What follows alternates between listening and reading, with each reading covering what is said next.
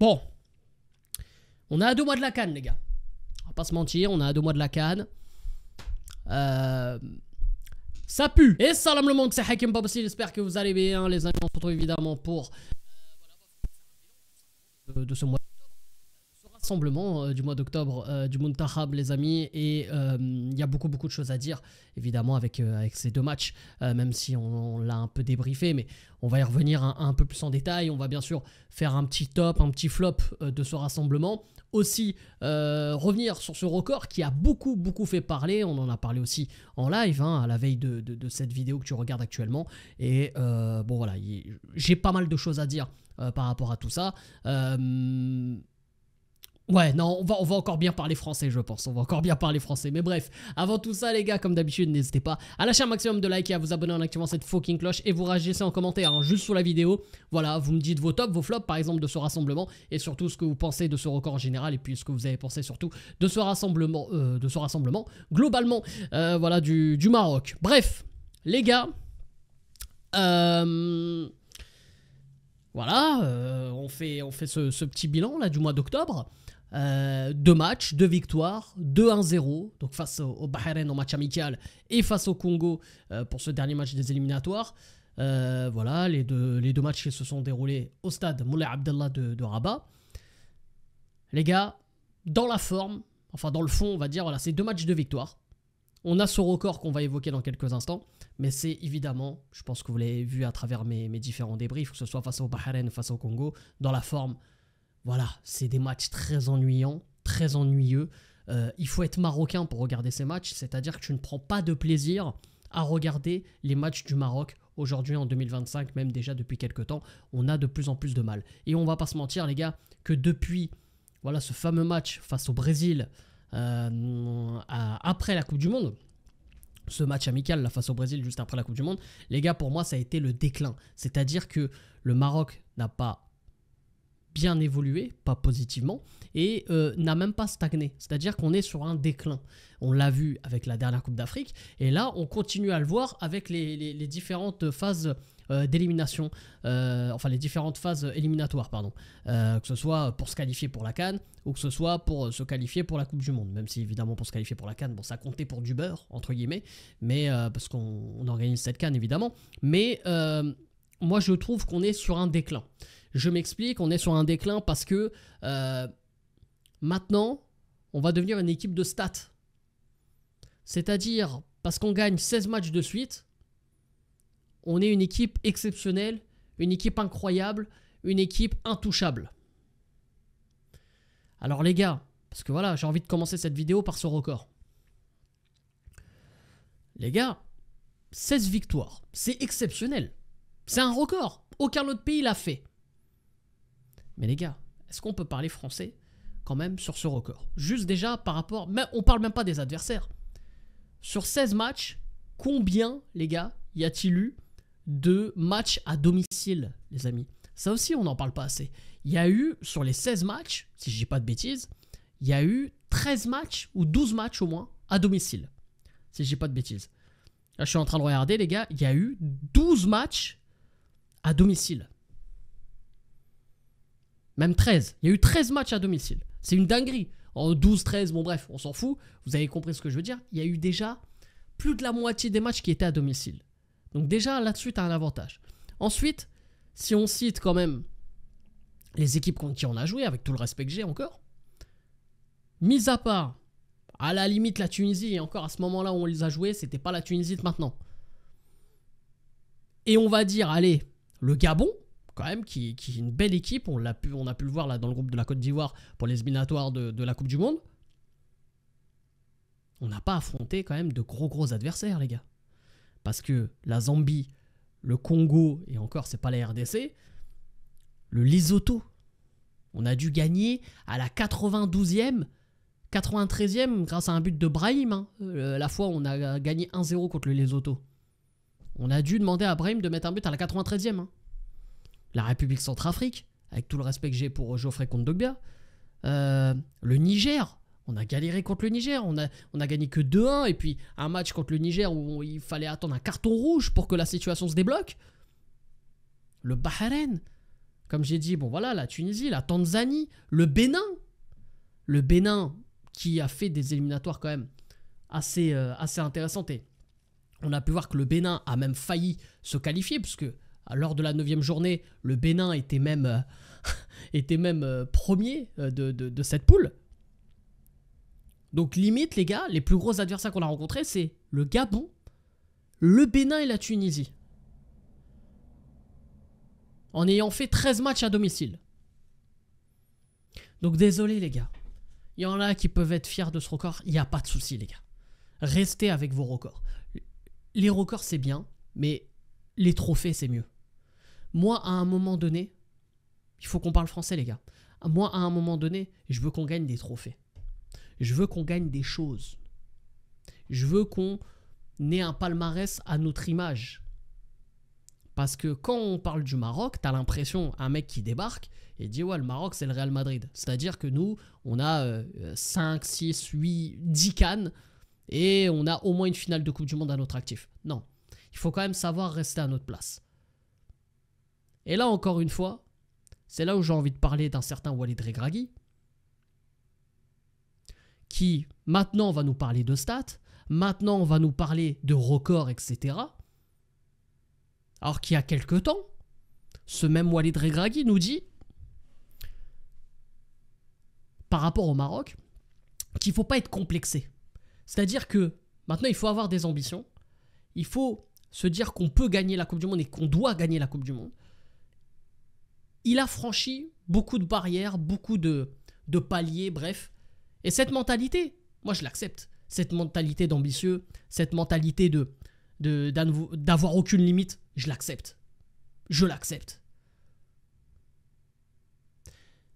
Mais alors comment tu m'expliques que tu peux être heureux de battre le Congo 1-0, que tu peux être heureux de battre le Bahreïn 1-0, que tu es content de battre le Lesotho 1-0 et de faire des matchs à chier alors que tu as l'ambition de réaliser quelque chose de grand.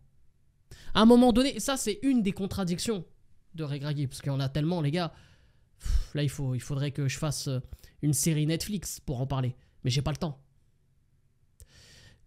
Déjà juste cette contradiction. Si t'es quelqu'un d'ambitieux, si t'es quelqu'un qui voit plus grand, il faut que tu ne laisses rien passer, aucun détail. Mais si pour toi c'est normal de fêter un but à la 92e face au Bahreïn où tu gagnes 1-0 dans un match amical, parce qu'il y a peut-être ce fameux record qui est entré dans la tête aussi de certains joueurs, ok, pourquoi pas, vas-y, si tu veux. Mais pour moi, ne viens pas me parler d'ambition. Parce que si t'es content d'avoir fait 16 victoires face aux équipes là que j'ai... Les gars, c'est normal. Et encore, il y a même, pour la plupart, plus de la moitié des matchs, il n'y a pas eu la manière. Donc pour moi, c'est normal. Par rapport au discours que tu as tenu avant. Parce que, encore une fois, si ce Maroc-là réalise ça, là, je veux dire, si on réalise ce que le Maroc vient de réaliser là, mais dans les années 2010, les gars, je suis heureux, je parle même pas. Je parle même pas, je dirais, mais les gars, vous êtes fous, regardez ce qu'on a pu faire. Mais on n'avait pas les mêmes joueurs, on n'avait pas les mêmes ambitions, on n'était pas dans le même contexte. Donc il faut pas tout mélanger, les gars. Je suis d'accord, on peut se dire, ok, on a un record, mais il faut pas en faire trop avec ça. Parce que on sait entre nous, on se sait. Ce record, c'est rien du tout. Parce que, retenez ce que je vais vous dire, et évidemment, c'est pas ce que je souhaite, mais si on se fait éliminer en 8e de finale ou en quart de finale de la CAN, qui va parler du record? Qui va parler du record une seconde? Là, on en parle parce qu'il n'y a rien d'autre à dire. Mais qui va parler du record après? Et elle est là, la réalité. Qui va parler du record si on se fait éliminer à la CAN? Ça veut dire, il peut y avoir un Marocain, normal, hein. On est éliminé en 8e de finale face... allez... peut y avoir qui, je sais même pas, j'ai envie de te sortir un pays, peu importe le pays, même l'Afrique du Sud, voilà, peu importe. On va sortir en 8e de finale. Et un Marocain il va dire, ouais mais tranquille, on a 16 victoires, hein. On est le seul pays à avoir 16 victoires consécutives. Dites-moi sincèrement s'il y en a un en commentaire qui pense ça, parce que j'ai envie de parler à cette personne. Savoir comment elle réfléchit, comment elle pense dans sa vie, cette personne-là. Les gars, c'est pas normal. On est d'accord ou pas? C'est pas normal de penser un truc comme ça. De se dire que tu te fais éliminer au team de finale et tu vas te dire mais c'est pas grave, on a un record. Non. Non. Nous, on veut gagner la CAN. Et avec ce que je vois actuellement, j'ai pas confiance. Et réellement, en plus de ça, comme je l'ai déjà dit dans des vidéos précédentes, je ne connais pas le réel niveau de cette équipe. Parce qu'on n'a pas eu de vrai test. Alors peut-être que en novembre, on va jouer l'Argentine, et encore, même l'Argentine. Les gars, c'est pas un match pour préparer la CAN non plus. Là, on va encore parler de classement FIFA, donc pourquoi pas? Ça, c'est bien pour la Coupe du Monde qui va arriver après. Mais pour la CAN, là, qui arrive là, la CAN, elle arrive demain. J'en sais rien. Moi, les gars, s'il y a un Sénégalais, un Camerounais, un Algérien, un Tunisien qui va me demander Hakim, elle est comment là, ton équipe vous êtes comment là? Je vais dire, je sais pas, frère. Même ChatGPT va dire, je sais pas. Demande à ChatGPT, je crois. Il va dire, je sais pas, frérot. Franchement, chaud, hein. Bon courage. Donc voilà, après j'ai envie de conclure vite fait dans cette vidéo, sinon elle va être encore hyper longue comme d'habitude les gars, pour mon top. Alors mon top dans tout ça les gars, franchement voilà, j'ai mon top parce que j'en ai pas d'autres et parce que j'arrive pas à en trouver d'autres les gars, je vous jure, hein, c'est vrai. Mais j'ai envie de dire El Karouani parce que déjà il a joué. Déjà j'avoue que je pensais même pas qu'il allait jouer un match titulaire, mais sincèrement, hein, je pensais pas qu'il allait jouer un match de 90 minutes. Et ce qu'a montré El Karouani face au Congo, c'était intéressant. Il a montré quand même voilà, ses qualités notamment de passeur, de centreur. Et je trouve que ça peut être une très très bonne arme pour la Coupe d'Afrique qui arrive. Ça me fait penser notamment aussi à un certain Atier Tallah qui a été quand même exceptionnel lors de la Coupe du Monde 2022, on s'en rappelle tous. Parce qu'il réussissait à faire la différence en prenant ce couloir avec les centres.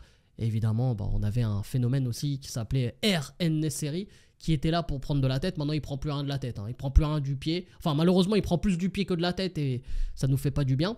Mais c'est pour ça que El Karouani, s'il aurait un peu plus de présence devant le but, je pense que voilà, il aurait déjà une belle passe D à son actif. Mais c'est pour ça que je trouve ça encourageant. Et pour moi, je reste persuadé que si Mazraoui est blessé, si on n'a pas Mazraoui, pour moi, c'est El Karouani qui doit jouer sur ce couloir gauche. Les gars, Belhamari, moi, ça y est, vous connaissez mon avis, on a fait le tour. Merci pour tout, frérot. Dima Raja, il n'y a pas de souci. Mais laisse faire quand même... laisse faire les autres, quoi. Tu vois. Donc voilà, pour mon top, j'en ai pas d'autres, les gars. Franchement, sans vanne, j'en ai pas d'autres. Voilà, franchement, non, j'en ai pas d'autres. Donc voilà mon top. Ensuite, mes flops, les gars, j'en ai deux principalement. J'aurais pu en dire plus, mais je vais rester sur deux. Je vais commencer avec Brahim. Brahim, les gars, qui pour moi a été décevant. Pourquoi? Alors, je dis pas qu'il a foiré ces deux matchs. Je dis qu'il a été en méforme parce que on sent que déjà c'est un joueur qui n'est pas du tout en confiance. On sent que c'est un joueur, surtout les gars, qui ne joue pas du tout avec le Real Madrid. On en a parlé dans de multiples vidéos, dans des lives. Ça a été une erreur pour lui de rester au Real. Et moi j'ai peur qu'il le paye lors de la Coupe d'Afrique et qu'on le perde quelque part après cette Coupe d'Afrique. Alors qu'il y a une Coupe du Monde derrière où il pourrait être un joueur exceptionnel pour le Maroc pour cette Coupe du Monde. Mais si tu as ce joueur qui n'est pas en confiance, qui n'engrange pas assez de minutes avec le Real Madrid, et du coup qui n'a pas ce rythme pour être prêt, alors il aura peut-être un peu de fraîcheur, mais il n'aura pas ce rythme, ça risque d'être compliqué. Après, on a déjà vu des joueurs qui ont réussi à être exceptionnels alors qu'ils n'avaient aucun rythme. Évidemment, je pense à Hakim Ziyech lors de la Coupe du Monde 2022. Mais c'est des exceptions, quoi, tu vois. Et est-ce que Brahim a ce caractère, cette personnalité pour pouvoir s'imposer malgré qu'il ne joue pas, je sais pas, c'est pas ce qui se dégage de chez lui. Il n'a pas cette aura-là.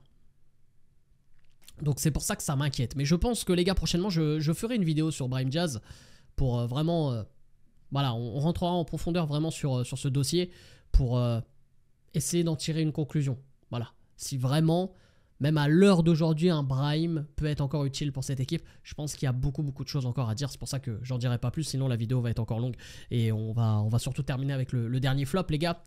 Pour moi, le dernier flop, c'est Abdé. Abdé, les gars, Abdé El-Zelzouli qui a fait un gros retour avec le Real Betis.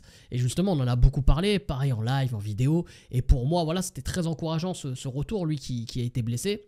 Mais encore une fois, voilà, il a été complètement en dessous. Par les choix. Alors oui, c'est quelqu'un qui va beaucoup tenter. Il va beaucoup tenter le 1 contre 1, il va tenter beaucoup de choses, mais des fois il surjoue. Et moi j'ai peur que ce côté-là le trahisse un peu.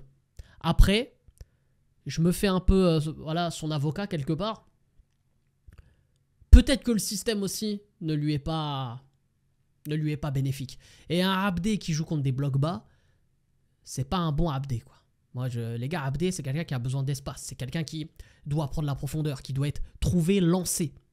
Quand il est à l'arrêt, c'est un peu plus compliqué pour lui. Des fois, il arrive à se défaire, mais il a un peu plus de mal. Au contraire d'un Brahim qui, lui, contre un bloc bas, peut se défaire sur un contrôle, peut se défaire sur une déviation, une passe. Lui, il peut arriver à avoir cette créativité-là quand il a de l'inspiration. Alors qu'un Abdé, je le trouve mais complètement éteint face à un bloc bas. C'est très compliqué pour lui parce qu'il veut prendre de la vitesse, soit il va partir en 6 mètres ou en touche, ou alors il sera à l'arrêt, le défenseur, voilà, il aura du mal à faire la différence sur le défenseur. Très rarement en tout cas, il arrivera à faire la différence sur le défenseur. Donc c'est pour ça que pour moi, un Abdé, dans ce système, c'est très compliqué. Et puis on a pu le voir là, durant ce rassemblement, il n'a pas du tout été efficace. Voilà, il a été très très moyen. Et c'est pour ça que voilà, j'ai envie de mettre, on va dire, une petite alarme sur Abdé, faire attention, ou alors trouver peut-être un nouveau système, ou je sais pas. J'ai un peu de mal encore avec Abdé, parce que je sais plus sur quel pied danser avec lui. Un coup il est exceptionnel, un coup il nous rend fou. Donc c'est cette irrégularité là aussi, c'est pour ça que je le mets dans les flops, c'est qu'il faut qu'il règle cette irrégularité là. Et comme à peu près tous les offensifs qu'on a, c'est qu'à chaque rassemblement, on a un avis différent sur les offensifs. Un coup, on va dire « Ah non, lui, il est incroyable ». Un coup, on va dire « Ah, tu vois, et ça change tout le temps ». Donc, on n'arrive pas à voir... on parle beaucoup du fameux défenseur central qui nous manque, mais même le trio de devant, il n'est pas stable. On ne sait pas qui mettre. Et ça, c'est un problème. Encore une fois, la CAN, c'est demain. Là, c'est dans 2 mois, hein, pour les premiers degrés. Mais je veux dire, ça arrive là. Il ne reste plus qu'un rassemblement, les gars, avant la CAN. Et je pense pas que ce soit en un rassemblement qui reste que tu vas régler le truc. Mais bref. Évidemment, de toute façon, on a un génie à la tête de l'équipe, donc on va laisser faire le génie. Et il nous ramènera la CAN, comme il nous l'a dit. Et puis, vu que c'est le meilleur entraîneur de l'histoire, donc il n'y a même pas de débat par rapport à ça. Mais bref. Donc du coup les gars, évidemment, n'hésitez pas à lâcher un maximum de likes et à vous abonner en activant cette fucking cloche. Et surtout vous me dites en commentaire tout ce que vous en pensez. Ça vous de jouer juste sous la vidéo. Bref, sur ce c'était Hakim pas possible. Je vous aime, je vous laisse. Et bien sûr les frérots, Dima Maghrib, ici c'est Paris. Hakimi Ballon d'Or, ça bougera jamais, j'en ai rien. Moi je m'en fous, c'est passé hein. Mais pour moi ça bougera pas. Et évidemment, allez le foot hein.